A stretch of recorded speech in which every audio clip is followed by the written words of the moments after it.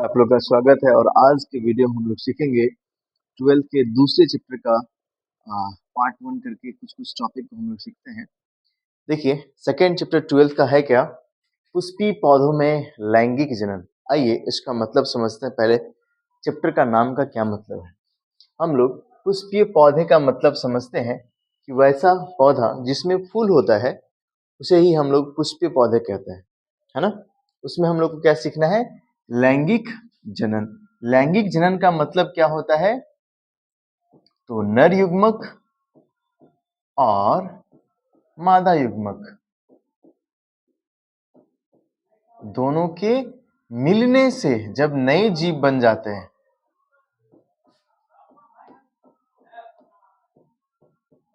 नए जीव का निर्माण होता है, तो हम लोग इसी प्रकार के जनन को लैंगिक जनन कहते हैं। अब हम लोग सीखते हैं क्या कि पौधों में लैंगिक जनन कैसे होता है।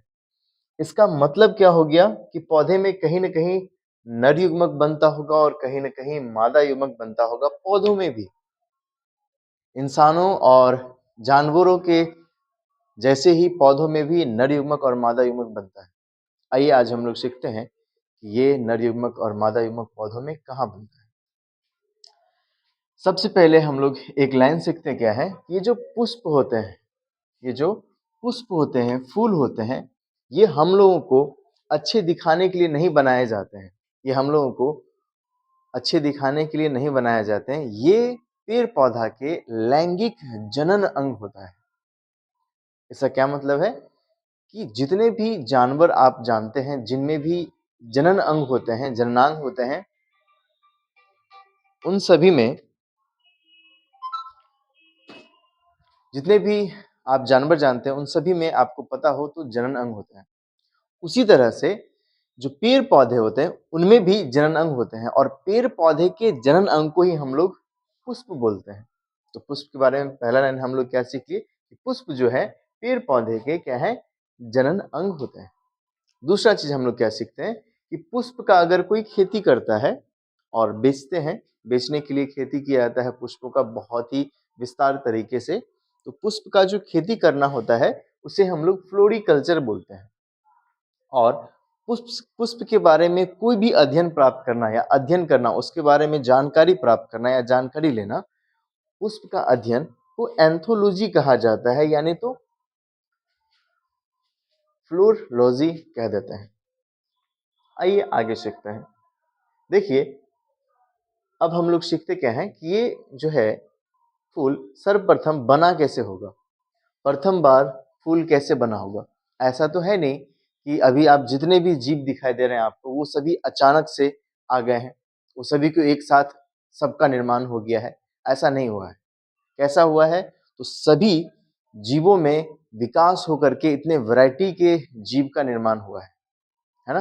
कुछ जीव शुरुआत में काफी कम टाइप के जीव थे, उनमें विकास के कारण से अलग अलग टाइप के जीव का निर्माण हुआ है ना। शुरुआत में क्या था, जब पौधे थे ये, और आपको पता है जब आप पहला चैप्टर पढ़े होंगे आपको आइडिया होगा कि ये नोड क्या होता है ना। आपको पता है कि नोड से ही पत्ते या शाखा या नए पौधे का निर्माण होता है। ये कोई पौधा है जिसमें ये नोड है और बहुत सारे पत्ते लगे हुए हैं। ठीक, इस पौधे में विकास हुआ माने बदलाव आया, जिस बदलाव आने में लाखों वर्ष लग गए, है ना। और बदलाव आने के बाद क्या हुआ, जितने भी इसमें नोड हैं वो सभी नोड एक जगह पे आ गए, है ना। बहुत सारे नोड एक जगह पे आ गए, ठीक, और कुछ ऐसा संरचना में बदल गए। और फिर इस पौधे में फिर से विकास हुआ, लाखों वर्ष लगे, और ये जो नोड वाले पत्ते थे, इन सब में रूपांतरण हुआ, बदलाव आया, और जो सबसे बाहर ये सबसे नीचे वाले पौधे थे वो कुछ इस प्रकार के बन गए, उसके ऊपर वाले कुछ इस प्रकार के रंगीन पत्ते बन गए, उसके ऊपर वाला कुछ डंठल टाइप का संरचना में बदल गए, और उससे अगला वाला कुछ इस प्रकार के संरचना में बदल गए। फिर क्या हुआ, फिर ऐसे संरचना के बाद फिर इस पौधे में विकास हुआ, बदलाव हुआ, जिनमें लाखों वर्ष लगे, और ये सारी जो पत्ते का रूपांतरण है ये कुछ इस प्रकार से सज गए, जिसमें ये जो डंठल है, डंठल ये जो आपको भाग दिख रहा है यहाँ पे, ये नोड है, ये सारे नोड एक जगह पे आ गए और एक खुली हुई रचना में बदल गए। और इस नोड के नीचे वाला जो संरचना है इसको हम लोग बोलते हैं पुष्प वृंत, है ना। और ये जो नोड जो फुली हुई संरचना में बदल गए इसे अब हम लोग बोलते हैं पुष्पासन। और पुष्पासन के बाद सबसे पहला जो पत्ता का रूपांतरण हुआ था वो आ गए। उसके बाद रंगीन पत्ते आ गए, उसके बाद ये डंडी वाली संरचना आ गए और उसके बाद ये कुछ घरे नुमा संरचना आ गए। ठीक, और इस प्रकार से सज गए और इसी को हम लोग बोल देते हैं पुष्प। इसी संरचना को हम लोग बोल देते हैं पुष्प। और ये पुष्प जो है किस चीज से कैसे रूपांतरित होकर के विकास होकर के बना है आप समझ चुके हैं, है ना। अब देखिए इन सब का नामकरण हम लोग कर देते हैं। ये जो पुष्पासन के बाद फूल के जो पहले भाग हैं इसको हम लोग बोल देते हैं, नाम नहीं है, इसको हम लोग बोल देते हैं बाह्यदल। और जो रंगीन भाग होते हैं उसको बोलते हैं दल। और ये जो डंठल वाला संरचना है इसे बोलते हैं हम लोग पुंकेसर। और ये जो घड़ा टाइप का संरचना दिखाई दे रहा है इसको बोलते हैं स्त्रीकेसर। अब ध्यान से सुनिए, ये जो फूल बना है आपको पता है ये जो पौधा था इसके ये जो भाग है ये क्या है, तना है। और तना में ही क्या आया, बदलाव आया। तो क्या चीज का निर्माण हुआ है, पुष्प का निर्माण हुआ है ना। तो क्या हम लोग कह सकते हैं जो पुष्प है वो रूपांतरित तना है, या तना के ही रूपांतरण से पुष्प का निर्माण हुआ है। तना को ही हम लोग प्रारोह भी बोल देते हैं, है ना। इसके बाद क्या ये भी हम कह सकते हैं कि पुष्प के जो सभी भाग है ना, वो सबके सब पत्ते का क्या है, रूपांतरण है। और पूरा पुष्प किसका रूपांतरण है, तना का। और पुष्प के सभी भाग एक एक भाग शुरुआत में क्या थे, पत्ते। तो हम कह सकते हैं कि पुष्प के सभी भाग पत्ते का रूपांतरण है। अगला चीज क्या है कि पुष्प के सभी अंग या भाग को आप क्या कह सकते हैं, पुष्प पत्र भी बोल सकते हैं। क्यों, क्योंकि आपको पता है पुष्प के सभी भाग शुरुआत में क्या थे, पत्र माने पत्ते थे, इसीलिए आप पुष्प के सभी भाग को पुष्प पत्र भी कह सकते हैं। आइए हम लोग आगे सीखते क्या है कि पुष्प के कितने भाग होते हैं या कितने अंग होते हैं। तो देखिए पुष्प के सामान्यतः कितने, 4 भाग या अंग या पुष्पपत्र होते हैं। कौन कौन से, पहला क्या है, बाह्यदल पुंज, जिसको समूह में हम लोग बाह्यदल पुंज बोलते हैं। और इसकी इकाई में हम लोग इसको बाह्यदल बोलते हैं, है ना। दूसरे कौन सा है, दलपुंज या दल। तीसरे कौन से, पुमंग, जिसको एंड्रोशियम भी बोल देते हैं और इसके इकाई को पुंकेसर भी बोलते हैं। अगला कौन सा है, जयांग, इसके इकाई को स्त्री केसर भी कहा जाता है ना। आइए इसको हम लोग इमेज से भी देख लेते हैं और सीखते हैं। ये जो पुष्प है, ये पुष्प पुष्प की जो सबसे बाहर वाला भाग है जिसे हम लोग क्या बोल देते हैं, बाह्यदल पुंज। बहुत सारे को बोल देंगे बाह्यदल पुंज, अगर सिंगल हो, एक हो, तो उसे हम लोग बोलेंगे बाह्यदल। इसके बाद जो रंगीन वाला भाग है पुष्प का उसे हम लोग बोलते हैं दलपुंज, है ना। सभी को मिला के क्या बोल देंगे, सभी रंगीन वाले भाग को हम लोग क्या बोल सकते हैं, दलपुंज। जैसे कि आप गुलाब के फूल में अगर आपको ये दिखता हो, है ना, जिसको हम लोग पंखुड़ी भी बोलते हैं, ये बहुत सारे अगर हैं इनको हम लोग क्या बोल सकते हैं, दलपुंज। और इसमें से एक को, प्रत्येक को क्या बोल सकते हैं, दल, है ना। आइए आगे सीखते हैं। इसके बाद क्या है, ये जो आपको डंडी नुमा संरचना दिखाई देता है, ये एक को हम लोग बोलेंगे पुंकेसर, लेकिन बहुत सारे जितने भी एक फूल में है उन सबको मिला के पुमंग बोल देंगे, और एक को पुंकेसर, है ना। और जो बीच में आपको घड़े जैसी रचना दिखाई दे रहा है उसमें से प्रत्येक को हम लोग बोलते हैं स्त्री केसर। और जितने सारे एक फूल में है सबको मिला के हम लोग क्या बोल सकते हैं, जयांग, है ना। आइए अब हम लोग जो है एक एक करके पुष्प के सभी भागों के बारे में अध्ययन करते हैं। पहला है सबसे बाहर वाला, कौन सा है, बाह्यदल। आइए बाह्यदल को सीखते हैं। बाह्यदल क्या है, क्या होता है, तो आप इमेज में देख ही चुके होंगे कि बाह्यदल का संरचना कैसे होता है। सामान्यतः हरे रंग के होते हैं। अगर आप गुलाब के फूल देखे होंगे तो आपको गुलाब के फूल में कुछ इस प्रकार की रचना दिखाई देते होंगे, है ना। यहाँ पे सबसे बाहर इसको हम लोग बोलते हैं बाह्यदल। है ना, और जो कि सामान्यतः किस रंग के, हरे रंग के हैं। आइए, ये क्या है पुष्प के प्रथम पुष्प पत्र है ना। पुष्प का शुरुआत तो यहीं से हुआ है ना, तो सबसे प्रथम पुष्प पत्र कौन से हैं, बाह्यदल, जो कि सामान्यतः किस रंग के, रंग के होते हैं, हरे रंग के होते हैं। और आपको पता है पेड़ पौधा का कोई भी भाग अगर हरे रंग का है तो इसके पीछे का कारण क्या होता है, क्लोरोफिल। और अगर क्लोरोफिल है उसमें तो क्या बनाते होंगे, खाना बनाते होंगे, है ना। और खाना बना करके ये पुष्प को भी प्रदान करते हैं।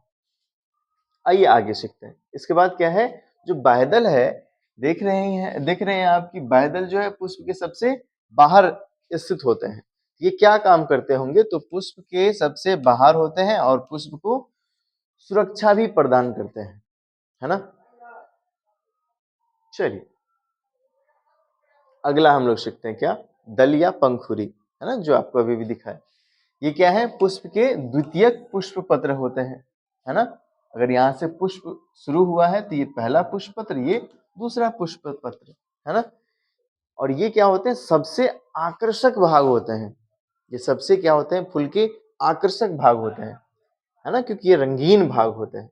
और जिस भी पौधे में कीट द्वारा परागन होता है, यानी कि कीट परागित पुष्प, उसके लिए बहुत ही जरूरी होता है। अगर आपको पता नहीं है कीट परागित पुष्प क्या होता है तो आइए यहाँ देखिए।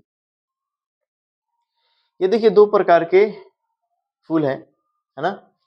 जब एक फूल का परागकण कीट के द्वारा दूसरे फूल के स्त्री केसर पे जाता है, कीट के द्वारा, इसी प्रकार के पौधों को हम लोग क्या बोलते हैं, कीट परागित पुष्प। अब जरा सोचिए, अगर ये फूल खूबसूरत नहीं दिखेगा तो कीट क्यों उसके ओर आकर्षित होगा, है ना। कीट को आकर्षित करने के लिए जो फूल होता है काफी खूबसूरत दिखते हैं, है ना। और इसमें कौन मदद करते हैं, तो पुष्प के द्वितीयक पुष्प पत्र, जिसे हम लोग क्या बोल देते हैं, दल या पंखुड़ी, है ना। आइए एक इम्पोर्टेंट बात जानते हैं। ये जो दोनों चीज हम लोग पढ़े, कौन कौन सा, दल और बाह्यदल, ये जनन के दृष्टिकोण से महत्वपूर्ण भाग नहीं होते हैं। क्यों नहीं होते, तो समझिए, क्योंकि इन दोनों भाग में युग्मक का निर्माण नहीं होता है। तो युग्मक का निर्माण कहाँ होता है, ये जो आपको दिखाई दे रहा है इसे बोलते हैं पुंकेसर। इसी के अंदर में नर युग्मक बनते हैं और इसके अंदर में मादा युग्मक बनते हैं। बाह्यदल और दल में युग्मक का निर्माण नहीं होता है, इसीलिए हम लोग बाह्यदल और दल को जनन के दृष्टिकोण से महत्वपूर्ण भाग नहीं मानते हैं, है ना। चलिए आगे सीखते हैं। हमें लगता है कि पुष्प के बारे में आपको इतना चीज समझ में आ गया, है ना। आइए आगे सीखते हैं। अब क्या है, हम लोग तीसरे के बारे में सीखते हैं। हम लोग पहला भाग सीख लिए कौन सा, बाह्यदल, दूसरा सीखे दल, अब तीसरा सीख रहे हैं पुंकेसर। देखिए पुंकेसर क्या होता है, पुंकेसर को हम लोग लघु बीजाणु पर्ण भी बोलते हैं। क्यों बोलते हैं, आगे चल के सीखेंगे हम लोग, अभी सीखिए। ये एक फूल है, आपको पता है कि इसी भाग को हम लोग क्या बोल देते हैं, पुंकेसर। इस पुंकेसर को जब हम लोग बाहर निकाल लिए, हमें पता चला कि पुंकेसर में मुख्यतः दो भाग होते हैं। कौन कौन सा, एक तंतु जिसको हम लोग पुतंतु भी बोलते हैं, और दूसरा एंथर या परागकोश, है ना। सबसे पहले हम लोग सीखते हैं तंतु के बारे में। देखिए तंतु क्या होता है, ये जो पुंकेसर है इसके सबसे पतले और लंबे भाग को हम लोग क्या बोल देते हैं, तंतु। और इसका एक सिरा जो है किससे जुड़ा हुआ रहता है, आप देख सकते हैं इस इमेज में, इसका जो एक सिरा है ये पुष्पासन से जुड़ा हुआ होता है ना। या तो पुष्पासन से जुड़ा होगा या नहीं तो दल से जुड़ा होता है। सामान्यतः ये पुष्पासन से जुड़ा होता है ना। और दल से किसी किसी पुष्प में दल से जुड़ा होता है, जैसे कि गेंदा के पुष्प में आपको दिखाई देगा कि गेंदा के पुष्प में जो तंतु होते हैं वो दल से जुड़े होते हैं। आइए आगे सीखते हैं। एंथर और तंतु दोनों के बीच में एक भाग होता है जिसे हम लोग योजी बोलते हैं, और इस योजी में संवहन ऊतक होता है, यानी कि जाइलम और फ्लोएम। इस बात के बारे में एनसीईआरटी में नहीं दे रखा है इस चैप्टर में, तो हम लोग इसके बारे में ज्यादा कुछ नहीं जानते हैं, है ना। आइए हम लोग सीखते हैं अब डिटेल में किसके बारे में, एंथर के बारे में। देखिए एंथर क्या होता है, ये जो पुंकेसर है, पुंकेसर के ये क्या है, शीर्ष भाग है, ऊपर वाला भाग है जो कि फूले हुए हैं। तो ये क्या है, तो पुंकेसर के शीर्ष भाग है जो कि क्या होते हैं, खुले हुए होते हैं, क्या कहलाएंगे, परागकोश। आइए इसका डिटेल अध्ययन करते हैं। ये जो आपको परागकोश दिखाई दे रहा है, यहाँ पे भी आप देख सकते हैं दो भागों में बटे होते हैं, है ना। ये जो परागकोश है सामान्यतः कितने भागों में, दो भागों में बटे होते हैं, जिसको हम लोग पाली बोल देते हैं, है ना। परागकोश में कितने भाग, दो भाग में बटे होते हैं, जिसको हम लोग क्या बोलते हैं, पाली। आइए आगे हम लोग सीखते हैं। ये देखिए, ये कोई पुंकेसर है और इसका ये परागकोश है। जब इस परागकोश को आप ऐसे काट देंगे, है ना, और यूं करके अगर आप इसको देखेंगे तो आपको ये परागकोश कुछ इस प्रकार का दिखाई पड़ेंगे, है ना। आपको पता है ये परागकोश पुंकेसर का भाग है और पुंकेसर पुष्प का भाग है, कुछ इस प्रकार से आप समझ सकते हैं, है ना। ये एक पौधा है, पौधे का ये फूल है, फूल का आपको पता है ये पुंकेसर है, ये भी पुंकेसर है, और इस पुंकेसर को हम लोग जब यहाँ से काट दिए, कुछ कैसा दिखाई पड़ रहा है, कुछ इस प्रकार से दिखाई पड़ता है। आइए डिटेल से इसको सीखते हैं। आपको इस परागकोश में दो भाग क्लियरली आपको दिखाई देंगे कि दो पाली में बटे होते हैं, है ना। इसमें से पाली फर्स्ट, पाली सेकंड, किसी को भी आप मान सकते हैं, है ना। और प्रत्येक पाली के लगभग बीच में कुछ खाली जगह होते हैं चारों साइड से, है ना। इस खाली जगह को हम लोग बोलते हैं थीका, ठीक है। और प्रत्येक पाली में थीका की संख्या कितनी हो जाती है, दो। ये एक पाली है तो प्रत्येक पाली में खाली जगह कितने हैं, दो, है ना। अब है क्या कि क्या बोले, ये जो परागकोश है कितने पाली में बटे होते हैं, दो पाली में, और प्रत्येक पाली में खाली जगह जो होते हैं वो दो होते हैं, और प्रत्येक खाली जगह में एक नलिकाकार संरचना होता है, ट्यूब जैसा, पाइप जैसा संरचना होता है, जिसे हम लोग कहते हैं लघु बीजाणुधानी। इस लघु बीजाणुधानी के अंदर लाखों छोटी छोटी संरचनाएं भरी हुई होती है, जिसे हम लोग बोल देते हैं परागकण। ये आप देख पा रहे होंगे, है ना। और प्रत्येक परागकण के अंदर जब हम लोग जाते हैं, हमें दो प्रकार की दो स्पेशल कोशिका दिखाई पड़ती है, जिसे हम लोग बोल देते हैं नर युग्मक, है ना, जिसे हम लोग बोल देते हैं नर युग्मक, है ना। अब ध्यान सुनिए, ये जो परागकोश है कितने पाली में बटे हुए हैं, दो पाली में बटे हुए हैं, और प्रत्येक पाली में दो थीका होते हैं, दो खाली जगह होते हैं, और प्रत्येक थीका में एक नलिकाकार पाइप जैसी, ट्यूब जैसी रचना होती है, जिसे हम लोग लघु बीजाणुधानी कहते हैं। और इस लघु बीजाणुधानी के अंदर में लाखों की संख्या में छोटी छोटी सी संरचनाएं पाई जाती, जिसे हम लोग परागकण कहते हैं। और प्रत्येक परागकण के अंदर दो स्पेशल कोशिका, विशेष कोशिका पाई जाती, जिसे हम लोग नर युग्मक कहते हैं, है ना। अब एक इंपॉर्टेंट चीज सीखिए, क्या कि आपको हमने कहा कि प्रत्येक परागकोश दो पाली में बटे होते हैं, इसके अपवाद है। मालवेसी कुल के जो पौधे होते हैं, जैसे कि भिंडी, कपास, अरहुल, इन सब के जो परागकोश होते हैं उसमें केवल एक पाली होते हैं। अगर आपसे पूछ दे, अगर एक पाली होते हैं तो इसमें थीका की संख्या कितनी हो जाएगी, दो। दो क्या होगी, थीका, है ना। और इसमें दो ही क्या होगा, लघु बीजाणुधानी,